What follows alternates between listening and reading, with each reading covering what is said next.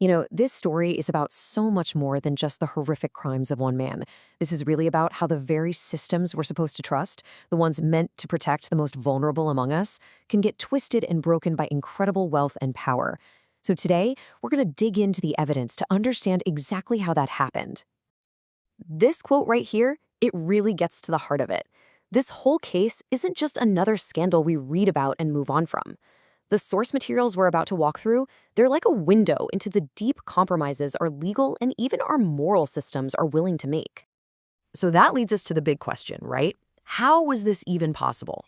We're going to follow the evidence, pulling directly from court documents and investigative reports to try and piece together the mechanics of this massive systemic failure.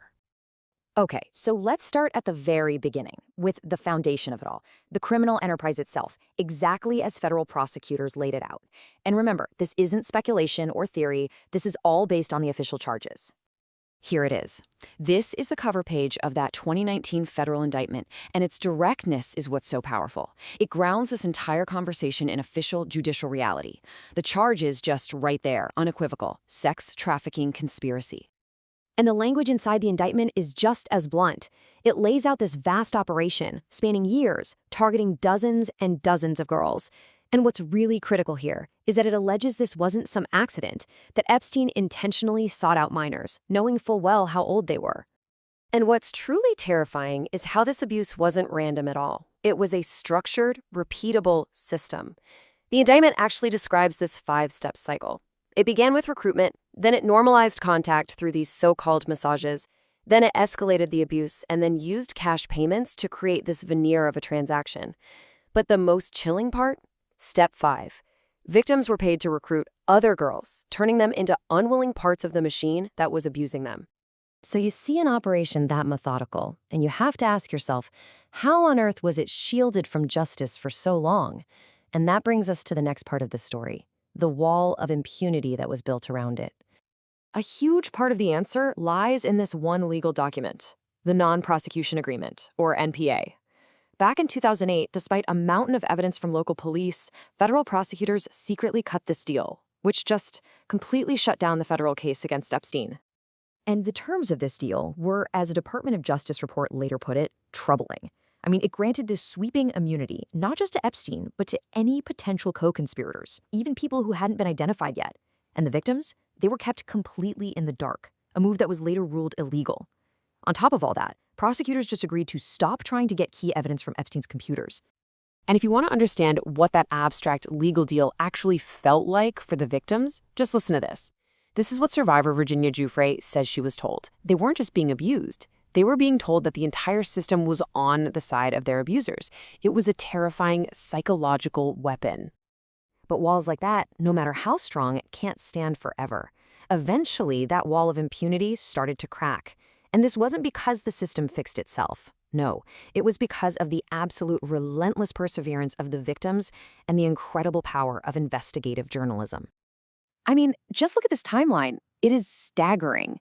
The first known report to the FBI was way back in 1996, and it took more than 20 years for real action to be taken. The key turning point, as so many sources have documented, was the groundbreaking work by the Miami Herald in 2018. They exposed that secret deal and basically forced a whole new federal investigation. So Epstein gets arrested again in 2019, and then he dies in custody. But that wasn't the end of the story, not even close. In a lot of ways, it just opened up a whole new messy chapter of questions about accountability, transparency, and, who else was involved. And this slide really says it all, doesn't it? It's like looking at two completely different systems of justice. In 2008, he gets 13 months in a county jail with work release. In 2019, for the same conduct, he's facing a potential life sentence. It just shows the massive gap between the justice that was first given and the justice that was finally demanded. So, in an effort to get some answers, a massive trove of documents was finally released to the public. And when I say massive, I mean it.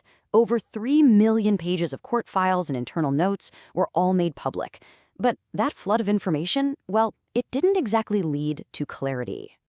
Because the release itself was a complete mess. As news outlets like NPR reported, the documents were just disorganized, full of duplicates, and had these dangerously flawed redactions. In some cases, victims' names were exposed while powerful people connected to Epstein remained anonymous. It was just another institutional failure, hiding the answers in a sea of paper. And that mess of documents really brings us right back to the core problem. This professor calls the Epstein case a terminal diagnosis for a system where power can just decide what justice is. The rules for what's right and wrong exist, but as we've seen, whether they actually get applied, that seems to depend on who you are. And so at the end of all of this, we're left with this one deeply unsettling question. Because this was never just about one man. It was always about the integrity of the institutions we all have to rely on. And the documents, the timeline, the whole story, it reveals the profound and troubling consequences when those systems designed to protect all of us end up protecting